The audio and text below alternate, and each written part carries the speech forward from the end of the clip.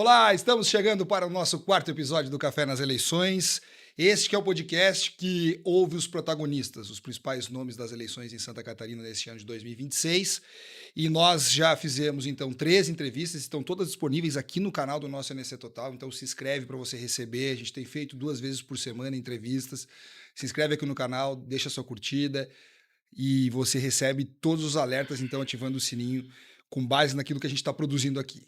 E hoje eu estou aqui acompanhado da nossa colega Mariana Barcelos, repórter do nosso NC Total, para a gente fazer a nossa quarta entrevista. E o nosso convidado é o presidente estadual do PSDB e deputado estadual Marcos Vieira, que se colocou como um dos pré-candidatos ao governo do estado. Nós vamos falar, inclusive, sobre isso. Tudo bem com o senhor? Seja bem-vindo. Muito obrigado, Anderson, pelo convite. Muito obrigado também, Mariana.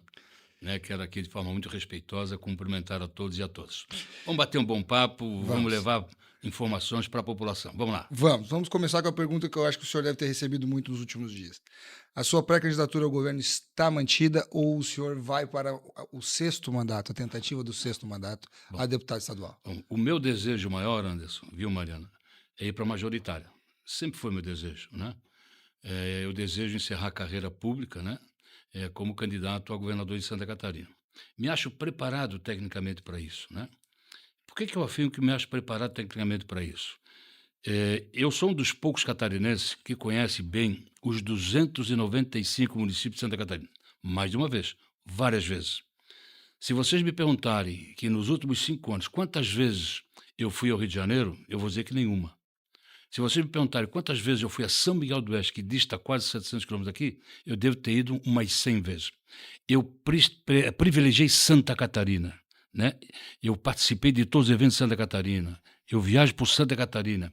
Eu não vou ao Rio Grande, não vou ao Paraná, não vou quase a Brasília, Rio de Janeiro muito menos, São Paulo, Santa Catarina. Eu conheço bem a realidade do Estado. Eu conheço bem das necessidades do Estado. Além de tudo, eu estou no 5º mandato de deputado estadual. Fui secretário de Estado. Então, me acho preparado tecnicamente. E mais, eu ajudei a resolver grandes e graves problemas de Santa Catarina, dentre os quais eu quero aqui destacar. Hoje, se o governo do Estado está com folga financeira, é porque tudo passou pelas mãos dos deputados na Assembleia Legislativa, 2019, 2020, e também nas minhas mãos. Então, eu me acho tecnicamente preparado. Mas, evidentemente, viu, antes, que tudo depende de uma série de conjunturas. Política, para mim, eu aprendi muito com o Ulisses Guimarães, o velho Ulisses Guimarães. Política, para mim, é igual a nuvem. Você olhou para cima, ela está posicionada lá naquele ponto. Você baixou a cabeça, voltou a olhar para cima, ela já está em outro ponto. Então, política, ela é muito, ela vai e volta, vai e volta. Então, o meu futuro, Deus pertence, e ao meu partido. E, aliás, eu sou muito obediente à decisão partidária, sempre fui. Faço aquilo que o meu partido desejar. Mas vamos lá, antes da Mariana fazer uma pergunta aqui. No cenário atual, o PSDB está sozinho nas conversas. Dá para disputar uma eleição ao governo do estado assim? As 2 últimas foram assim. Carlos Moisés no PSL 17, Jorginho Melo no 22 PL. Sem nenhum outro partido agregado. Uma onda lá de cima vindo para baixo. Ok. Vá que lá em setembro, a Lua olha para mim e diz assim, a sorte dessa vez vai ser sua. Então não vejo dúvida nenhuma. Já temos vários exemplos do Brasil, em Santa Catarina, em qualquer estado, tá? De que às vezes disputar a eleição sozinho, em chapa pura, é a melhor coisa do mundo. O Jorginho Melo, na época, me convidou para ser vice. Me convidou. Mas eu tinha um projeto do PSDB, nós não aceitamos, fomos numa outra vertente, tá? E ele ganhou a eleição. E parabéns para ele foi competente, a população acreditou nele. Da mesma forma como Moisés, lá em 2018. Né? Quem diria que o Merizio ia perder aquela eleição? Quem diria? Foi para o segundo turno, o Moisés ganhou a eleição. Aliás, naquela eleição de 2018, eu também era presidente do partido, e nós temos por hábito, sabe, Anderson e Mariana, para as nossas candidaturas nós fazemos 2 pesquisas. A primeira pesquisa no início de agosto, para ver como é que nós estamos entrando na campanha. E a segunda pesquisa, ali no dia 10 de setembro, para ver como é que nós estamos nos encaminhando para a urna. Em 2018, dia 10, 12 de setembro, nós detectamos o crescimento vertiginoso do Moisés, do Lucas Esmeraldino, para o Senado, tá? E do Bolsonaro. E naquela eleição, nós perdemos, para deputado, nós perdemos 15 mil votos. Quem nos aguentou naquela eleição foi a militância partidária. Bem, a onda continuou em 2022. Nós fizemos a mesma pesquisa. Entramos bem em agosto e setembro para frente nós estamos bem entrando na urna. Por quê? Porque nós nos preparamos e foi a melhor eleição. A eleição do quinto mandato foi a melhor eleição das 5 eleições. Nós recuperamos os 15 mil votos que perdemos e ainda colocamos mais algum em cima disso. Entende? Então é isso que eu digo, né? Então, eleição se ganha também sozinho, sem coligação. E o senhor vem tendo alguma Aliás, eu quero aqui abrir um ponto para vocês aqui, importante, que é de se pensar. Hoje eu sou favorável à eleição em segundo turno em todos os municípios do Brasil, independentemente da quantidade de eleitores. Por quê? Eu vou pegar o exemplo de São José, tá? De 2020. Vocês sabem quantos eleitores votaram naquela eleição? 175 mil eleitores em São José. Sabe quantos votos fez o Ovino? 25 mil. Significa dizer que 150 mil eleitores não queriam o Ovino. Mas mesmo assim ele foi o prefeito. Na de 20 ou 24? 20? De 20. De 20. Então imagina isso, Anderson. Então o que é que eu quero dizer com isso? Eu sou favorável a 2 turnos em todos os municípios de Santa Catarina, com proibição de coligação no primeiro turno. Partido que quer se consolidar como partido tem que disputar a eleição, senão vira partido de aluguel. Então, e aí, o que é que eu digo? Coligação se permite no segundo turno, não mudando a chapa, mas para dar garantia ao prefeito de governabilidade. Perfeito? Então, proibir coligação no primeiro turno, independentemente do tamanho do município. No segundo turno, só permitir coligação para governabilidade sem mudança da chapa. O senhor, então, não vem tendo nenhuma conversa com outros partidos? A gente conversa, eu tenho conversado, sim. Eu conversei com o Chiodini, eu conversei até com o Raimundo Colombo, eu conversei com eles. Eu tenho conversado com o governador Jorginho Melo. Isso é natural da política. Eles também têm conversado comigo. Tem conversado. Eu conversei com o Leodegato Skoski. Não conversei com o Espirideu ainda, mas conversei com o Leodegato Skoski. Tá?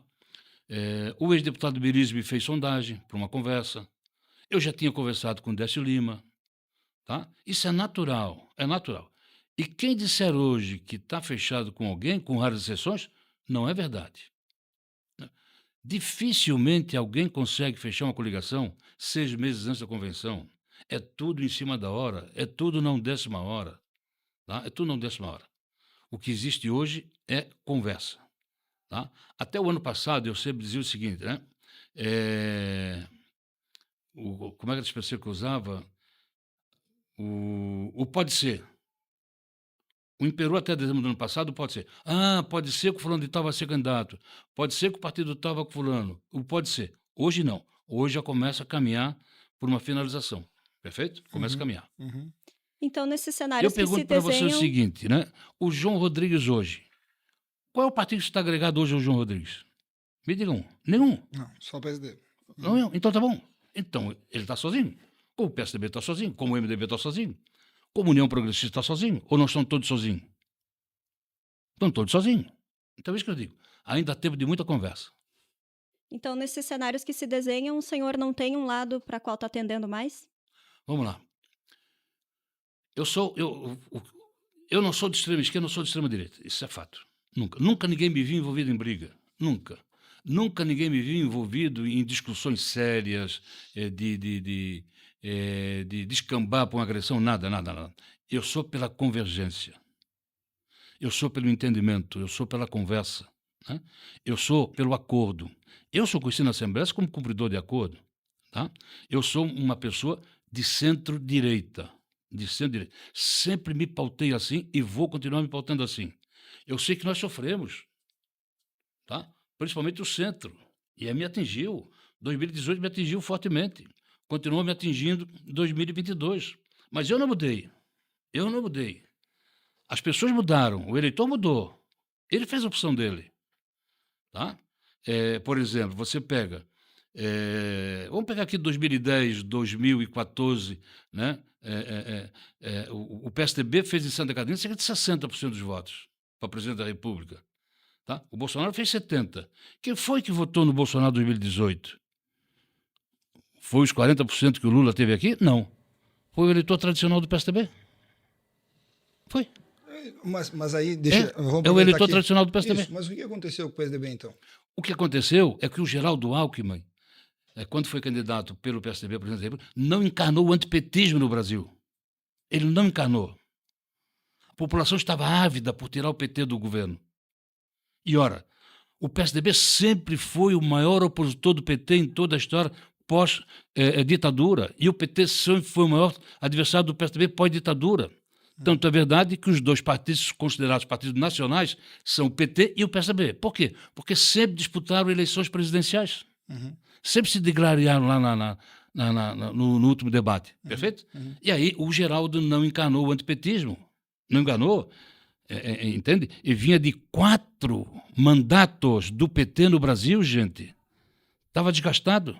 E aí alguém surgiu dos porões do Congresso Nacional, fez aquele jeito que fez da minha e foi lá e tirou o PT do governo. Aí eu pergunto assim, mas o Geraldo Alckmin, essa figura que foi 4 vezes governador de São Paulo, dos quais 2 vezes ganhou no primeiro turno, e no Brasil 2018 fez 4% dos votos no Brasil e 6% dos votos de São Paulo. Veja, exatamente isso, não encarnou o antipetismo no Brasil. Tá, mas vamos lá. O senhor acredita, inclusive, o PSDB, vamos lá, vamos ser diretos aqui, o PSDB encolheu. Sim, evidentemente que sim. Encolheu. O senhor acredita... Eu não nego isso, Anderson. Não, isso, vamos partir desse princípio. Encolheu. E esse encolhimento aconteceu porque o partido não se posicionou? Não escolheu um lado nessa história, assim, então nós vamos ser antipetista? Foi por isso? Em 2018, se o PSDB tivesse dito claramente nós vamos ter candidato à presidência da República para tirar o PT do governo, teria ganho a eleição. Não teria surgido a minha. Não teria surgido. Por quê? Porque tradicionalmente o PSDB sempre foi o principal adversário do PT. E tradicionalmente o PT sempre foi adversário do PSDB. Sempre foi assim, gente. Mas o PSDB não continua cometendo esse erro, o senhor acha? Não, eu acho que não, eu acho que não, eu acho que não, eu mantenho, eu acabei de dizer agora há pouco, eu mantenho a minha posição, eu sofri muito por ser de centro-direita, eu sofri muito, tanto que eu perdi 15 mil votos na eleição de 2018, mas me preparei e recuperei em um pouco mais de 2022. Agora, eu recuperei, não dizendo que eu sou da extrema-direita, eu recuperei não dizendo que sou bolsonarista, né? Eu recuperei não dizendo que era lulista. Eu recuperei, mantive a minha posição. Eu reafirmei a minha posição. É isso que o PSDB tem que fazer. Por quê? Porque está chegando a hora em que a gente observa que o brasileiro está ficando cansado, Anderson, dessa briga toda. E a briga não acontece embaixo, a briga acontece em cima e prejudica quem está embaixo. É a população que está sendo prejudicada. Eu chego a pensar aqui, né, de que eles fazem de propósito, de que o Lula puxa a briga com o Bolsonaro e o Bolsonaro puxa a briga com o Lula. E até chego a pensar que é de propósito para poder eles ficarem na mídia o tempo inteiro. Só que essa briga faz a população sofrer. Agora, tem hora que o povo está cansado. Você mesmo viu na apresentação da Caerte ontem, né, do cientista político, quantos por cento tem o Lula no Brasil, quantos por cento tem o Bolsonaro, e quantos por cento nós temos de direita e quantos por cento nós temos de esquerda. Você viu ali. Por quê? Significa dizer que a população está ficando cansada do extremismo. Eu tenho pessoas aqui, do mais alto gabarito, que votaram uma vez no Bolsonaro, votaram a segunda vez, e disse assim, eu não voto mais porque eu não sou de extrema direita, não sou de briga. Eu sou da paz. O Brasil, o cientista político disse uma coisa certa, o Brasil é um país conservador, é família, não é de briga, gente. Eu sou um camarada que eu gosto de participar das festas comunitárias, festas de igreja, seja ela evangélica, católica, eu gosto de participar, eu tenho vários amigos. Tá? Eu gosto de sentar naqueles bancos compridos de um salão paroquial, eu assisto missa, eu gosto de sentar no banco do salão paroquial, e muitas festas que eu fui nos últimos tempos vazias. Por quê? As mesmas famílias brigando entre si. Porque escolheram o lado. Não trabalharam a convergência. Quanto mais a gente trabalha a convergência, melhor será para o Brasil, melhor será para Santa Catarina. Mas, deputado, tudo indica que esse ano a gente vai ter mais uma vez uma eleição bastante polarizada. Nós temos, inclusive, o nome do Flávio Bolsonaro concorrendo pela direita, né, como pré-candidato, e o Lula do outro. Você acha que, nesse contexto, há espaço para moderação? Sim, com certeza absoluta. Volto a dizer, ontem na pesquisa apresentada na CAERT, né, com o Mário Neves assumiu a presidência da CAERT, né, tem lá cerca de 30% que vão decidir a eleição no Brasil. Você tira o extremo esquerdo, você tira o extremo direita, tem ali um espaço de 30%. Agora, se as lideranças desse 30%, que é o meio, que é o centro ali, souberem trabalhar, vai diminuir a extrema esquerda, vai diminuir a extrema direita. Isso é fato. Se acomodarem, vai voltar a crescer. Isso também é fato, tá? Vai depender do movimento dos 29%, 30% que foi dito ontem para nós, como na palestra da CAET. Tá, e aqui em Santa Catarina, falando um pouquinho do PSDB. O senhor está presidindo o partido. Recentemente, o partido teve perdas importantes. Clésio Salvaro saiu, que é talvez um dos principais prefeitos. A deputada Giovanni Sá também está indo agora por Republicanos. Como é que o senhor pretende construir o partido para essa eleição? Tendo o senhor como candidato ao governo ou não tendo? Né? O senhor tem nominata para fazer, tem nominado deputado estadual, tem nominado deputado federal. Como é que o senhor está trabalhando para isso? Vamos lá, interessante. Como é que você mede a importância de um partido, né? Em duas condições. Pela quantidade de filiados que tem e pela quantidade de lideranças que tem. Perfeito? Tá? Nós perdemos liderança, é verdade. Não vou tampar o sol com a peneira. Perdemos bastante. Tá? Mas o que me deixa um pouco confortável é que nós não perdemos a militância partidária. Se você vê nos registros do Tribunal Regional Eleitoral, nós crescemos em filiação partidária de Santa Catarina. Crescemos. Eu fui recentemente em Rio do Campo, fiz 40 filiações partidárias. Eu fui até fiz filiação partidária. O pessoal de José Batê mandaram fotos para mim de filiação partidária.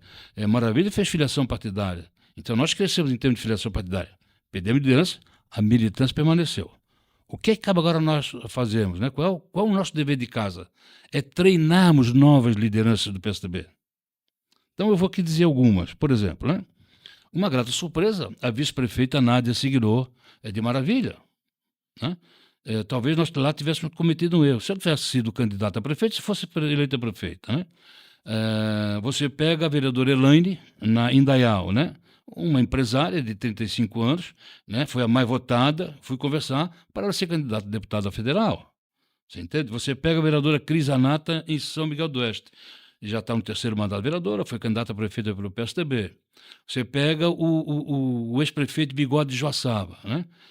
Empresário, grande empresário, ganhou 2 eleições, ganhou uma primeira eleição muito difícil, mas sozinho praticamente, a população gritou nele, foi para a reeleição com uma facilidade e mais, elegeu 5 prefeitos da região e fez o sucessor com chapa pura, perfeito? Então nós estamos na construção de novas importantes lideranças. Para quê? E é até bom isso, né? Sofremos bastante, perdemos deputado, sofremos, não vou dizer que não sofremos, não vou dizer. Claro, mas natural. Mas a gente tem que levantar a cabeça e tocar o barco. Eu não vou ficar chorando, o leite derramado não. O senhor perdeu o Vicente Caro Preso agora também? Entende? Eu toco o barco para frente, Eu tenho uma decisão tomada. Eu não saio do PSDB, eu vou continuar do PSDB e vou fazer o PSDB voltar a crescer. O senhor foi procurado? O senhor foi convidado para ir para outros partidos? O pessoal namorou o senhor para ir? Não teve isso? Não. Ô Anderson, ninguém tem coragem de vir me convidar, sabe por quê não? Porque eu sou PSDBista de cruz na testa. Perfeito? Alguém de outro partido, se vier me convidar para a agremiação deles, a cruz que eu tenho na testa espanta.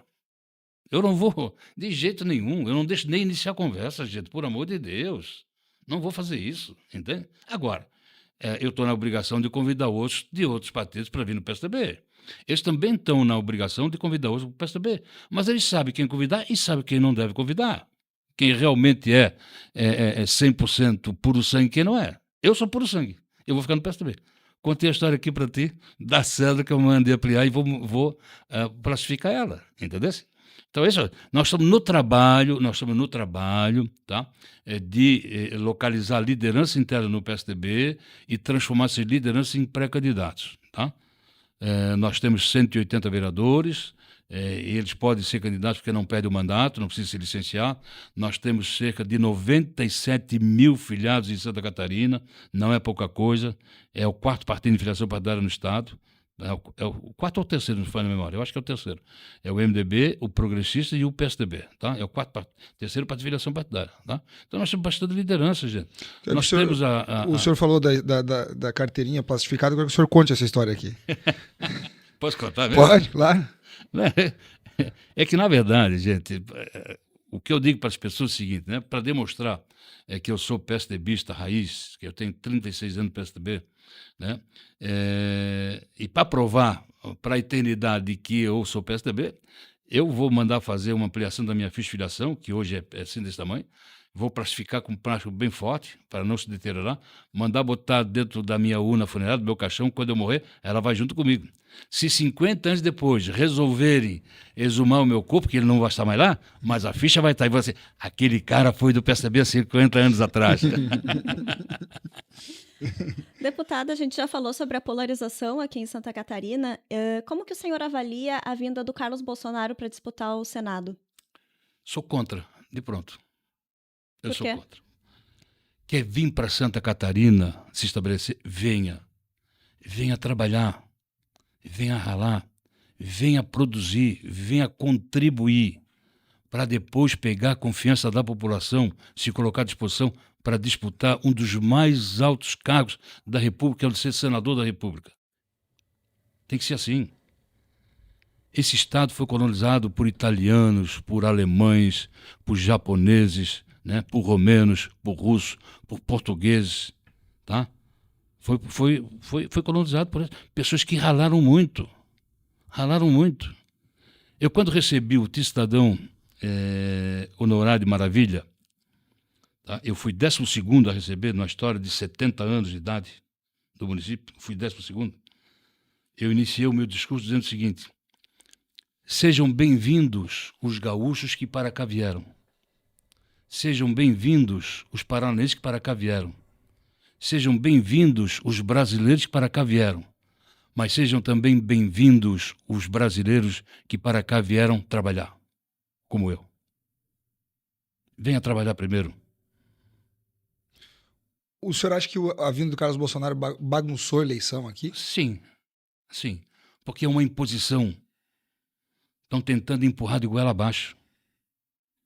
E o que é pior, o outro filho que quer ser candidato a deputado federal, me admira o governador Jorginho Mello aceitar a imposição de que o número, o 22 tem que ser dele.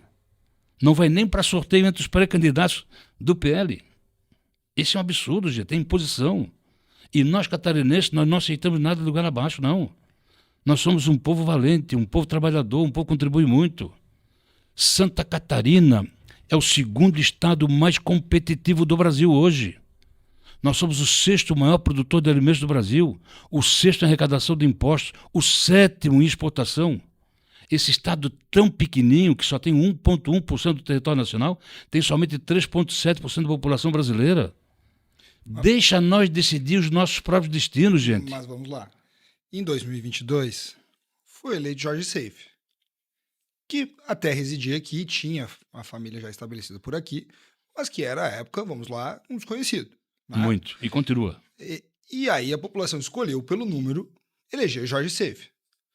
O senhor acha que essa não é uma eleição que Carlos Bolsonaro entra já como favorito por esse cenário? Não. Não entra como favorito, não. Tanto é verdade que as pesquisas não demonstram isso. Ele entra como favorito no índice de rejeição. Aí sim. É o que mais tem rejeição. Tá? Então, para mim, quer vir para Santa Catarina, todos serão bem-vindos, todos serão abraçados, mas venha trabalhar primeiro. Então tem espaço para, por exemplo, Esperidião Amin, tem chance, o senhor acha? Tem. Não é uma eleição que está desenhada com Carol, Carlos. Tanto o Esperidião, quanto a Carol, quanto o Décio Lima, tem espaço, isso tem espaço. Por exemplo, por que aquele de 2018, o Esmeraldino, Lucas Esmeraldino, por que não foi senador da República, não se elegeu senador da República? Eles cometeram um grave erro. não tinha uma dupla. Eles não tinham lançado o segundo. Uhum. Se eles tivessem lançado o segundo voto também ia para o candidato do PSL, não ia para Jorginho Mello. O Jorginho entrou naquela via do segundo voto e se elegeu com a diferença de 18 mil votos. Entende? Então a estratégia política também comanda no processo. Tá? E vou dizer aqui, né? Eu para mim, né, Santa Catarina, ele é berço de grandes líderes mesmo. Governos que foram verdadeiros visionários, inclusive na sua época. Olha o Hercílio Luz, foi um grande visionário, né? Olha o Celso Ramos. Nas minhas palestras que dou por estado afora, eu cito essas pessoas. Tá? Eu vou até no Luiz Henrique da Silveira, gente. Tá? Aquele processo da descentralização foi a coisa mais certa que ele fez. Eu ajudei a redigir as leis da descentralização. Eu ajudei. Tá? Mas por quê?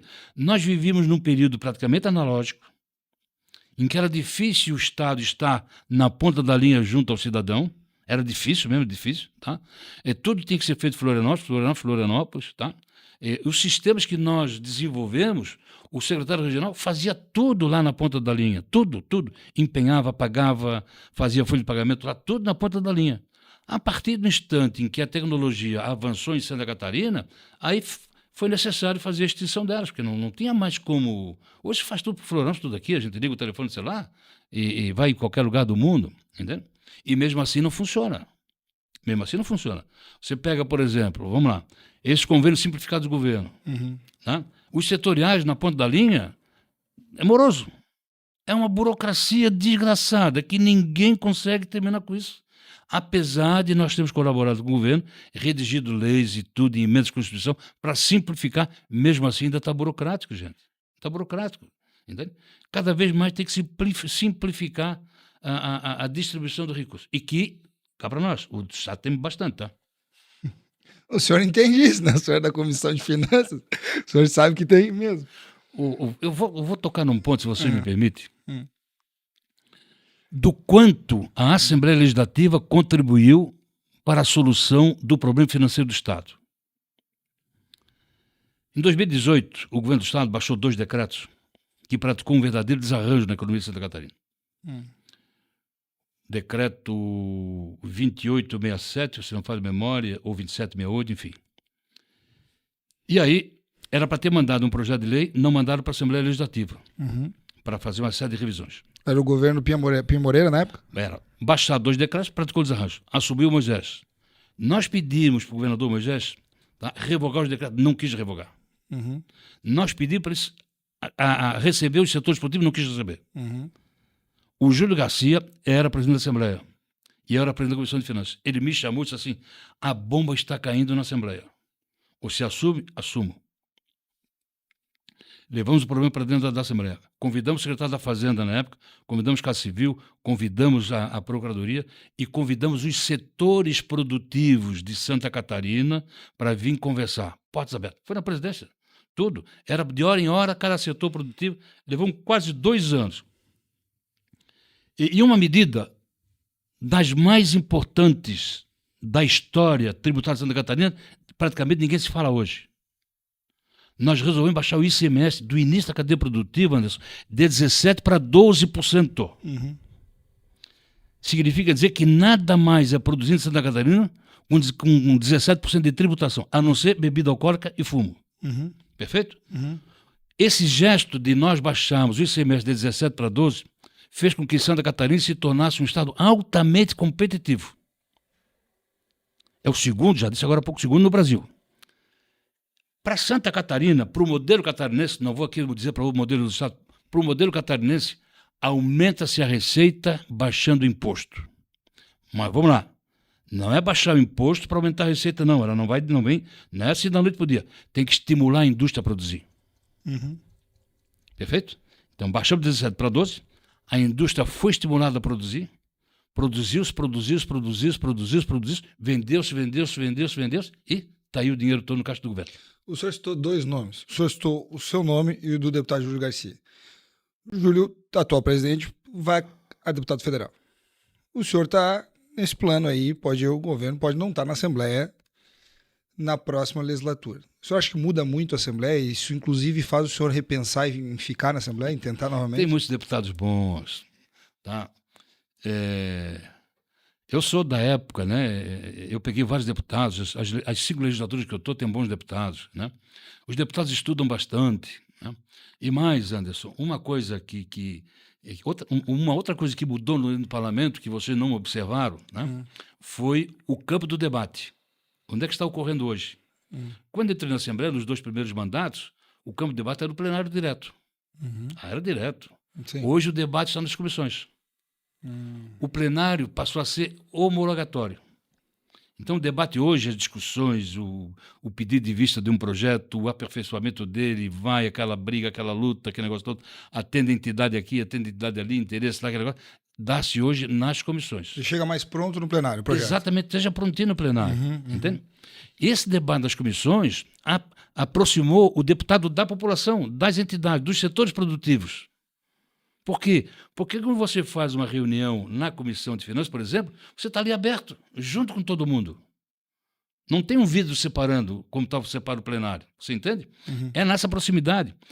A gente recebe, né, os sindicatos, as entidades, né, os setores produtivos, todos os nossos gabinetes. E dali, essas demandas, a gente leva para as comissões. Leva para as comissões. Então, houve essa mudança do plenário para as comissões. E o plenário passou a ser mais homologatório. Tanto que não há mais discussão, aquelas discussões ferrenhas que você pegou um tempo atrás, na tribuna da Assembleia. Não, isso acabou. É comissão. Deve passar na Comissão de Educação, na Saúde, Segurança Pública. Então, o seu coração ainda bate pela Assembleia. Não, veja bem, um outro ponto interessante, né? Bate bastante, dá para ver que o senhor está lembrando muita história. Porque eu imagino que a decisão... Eu vivi tudo isso, Anderson. A decisão do senhor de disputar uma coisa ou outra passa por isso, não passa? Vamos lá um pouquinho, né? Eu nunca fui da mesa diretora da Assembleia, nesses 20 anos. Nunca fui. Por quê? Porque eu entendo o seguinte, né? Eu encontrei o meu chão. O meu chão onde é que foi? Na planície. Eu só sairia da planície se fosse para ser presidente da casa. Perfeito? Então, eu me dei ali na planície, aquela discussão. Quantas vezes você viu a gente fazer aquelas reuniões informais ali, no plenário, ali embaixo, na planície ali, acordar ali, depois levar para a solução para as comissões? Tá? Eu me dei bem nisso, eu me dou bem nisso. Né? Estudar as matérias. Eu leio todos os projetos de lei que tramitam na Assembleia Legislativa, Anderson. Eu leio todos eles, eu estudo. Eu todo dia, eu levo uma sacola de material para estudar em casa. Todo dia. É um costume que eu peguei quando eu fui secretário de Estado. Por quê? Tamanha era a quantidade de pessoas que a gente atendia durante o dia e continua atendendo. E tu vê que eu cheguei aqui 5 minutos atrasado, porque o gabinete cheio. Né? Por quê? Porque eu tenho que estudar em casa. Eu não tenho tempo de estudar no gabinete. Não tenho tempo. Então eu levo matéria, estudo em casa, até meia-noite, 1h da manhã, depois vou dormir. E aí, de manhã cedo, eu ponho essa sacola no carro e trago para a Assembleia de volta. A gente já passou o tempo, Mário, mas vou te deixar fazer a última pergunta, por favor. O senhor é vice-presidente nacional do PSDB, certo?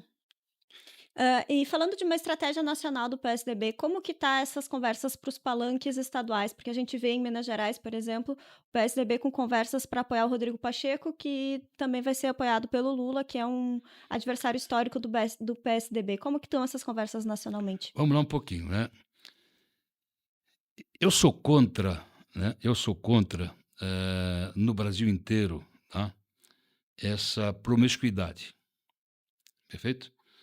Se o PSDB está com o PT em algum outro estado, se o PSD está lá com o PT em um outro estado e depois o PSD está com o PL do estado, eu sou contra isso. Né? Por isso que a população passa a desacreditar nas instituições partidárias. E aí passa a valer quem é líder de forma individual. Tá? Eu sou muito fiel e sou leal a partido político, à decisão partidária. Eu sou favorável à fidelidade partidária. Tá? Vou mais longe um pouquinho. Né?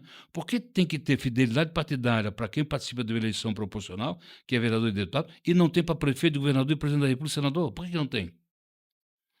Se eles se elegerem, se eles precisarem de um partido político para se eleger, por que o mandato dele não pode ser exercido naquele partido que o elegeu, que o escolheu como candidato? Perfeito? Então, eu sou favorável à fidelidade partidária. Sempre fui fiel e leal ao meu partido. Nunca na minha vida eu voltei no candidato que não fosse do meu PSDB, ou coligado com o PSDB. Nunca. Desde o meu primeiro voto para presidente da República foi no Mário Covas. Tá? O último voto que eu dei para presidente foi na Simone Tebet, porque o PSDB era vice dela. Mas se tivesse candidato do PSDB, eu votaria. Tá? Então, eu não concordo com essa promiscuidade de, nos estados, fazer essa misturança toda. Nacionalmente, o PSDB está conversando, não tem Está nada... conversando, não tem nada definido, não tem nada definido, né? Vamos lá, o que é que o PSDB está privilegiando hoje, hein? Candidaturas a deputado federal, Ah, tá. Nominata. Uhum. nominado, candidato a deputado federal. O que é que o PT está privilegiando? Senado. Uhum. O PT está desestimulando a candidatura ao governador dos estados, está estimulando candidaturas ao Senado. Uhum. O que é que a família Bolsonaro está estimulando? Senado. Também, sim. O PL não. A família Bolsonaro. O PL estimula os dois, Senado e governo. Por quê? Por que Senado? Porque o Senado é uma casa com o menor número de membros, tem 81, mas é a casa que faz a sabatina dos embaixadores, faz a sabatina dos ministros do Supremo Tribunal Federal, Analisa pedido de impeachment. das agências reguladoras, né? Faz a sabatina, o impeachment dos ministros, enfim, né? E é a casa revisora da Câmara. Então é realmente importante. E mais, na linha sucessória, o presidente do Senado é o presidente do Congresso. E é o terceiro na linha sucessória. Sim. Então é a importância que estão dando. O PSDB está dando importância para deputado federal. Deputado, muito obrigado. A gente avançou até um pouquinho os minutos, mas a conversa estava boa. Obrigado pela presença do senhor aqui. E a gente vai conversando, né? Porque as conversas continuam acontecendo. Política é igual a nuvem. Olha para cima, está lá, baixou, olhou para cima, já está ali. Vamos aguardar. Obrigado, deputado Mário. Obrigado pela presença aqui de novo com a gente. Obrigada, gente. Esse foi o Café nas Eleições, o podcast nosso aqui do NSC Total sobre o cenário da política em Santa Catarina e no Brasil. A produção é minha, Anderson Silva, Luana Morim, Mariana Barcelos. A captação e a edição é com o Gabriel Lentz e o Yuri Micheletti. E a coordenação é do Augusto Ittner e da Luana Morim. Saiba tudo sobre a corrida eleitoral no nosso nsctotal.com.br. Deixa a sua curtida aqui, né? Compartilha com quem você quiser o nosso vídeo aqui com o deputado e com os outros que a gente fez aí. E se inscreve aqui no nosso canal do NSC Total no YouTube. E a gente volta ainda essa semana com mais uma entrevista aqui no Café nas Eleições. Até a próxima.